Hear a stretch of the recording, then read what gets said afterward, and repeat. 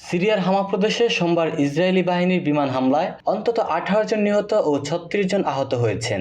আহতদের মধ্যে অন্তত 6 জনের অবস্থাই আশঙ্কাজনক। মঙ্গলবার এ নিয়ে প্রতিক্রিয়া জানাতে গিয়ে সিরিয়ার পররাষ্ট্র মন্ত্রণালয় এক বিবৃতিতে বলেছেন, গাজা উপত্যকা ও অধিকৃত পশ্চিম তীরের চলমান প্রাণঘাতী আগ্রাসনের পাশাপাশি সিরিয়া সহ অন্যান্য আঞ্চলিক দেশের বিরুদ্ধে ইসরায়েলের পদ্ধতিগত হামলা প্রমাণ করছে রক্তপিপাসু এই ফ্যাসিবাদী সরকারের উন্মত্ততা আঞ্চলিক সংঘাতের আরও বিস্তৃতি ঘটাবে।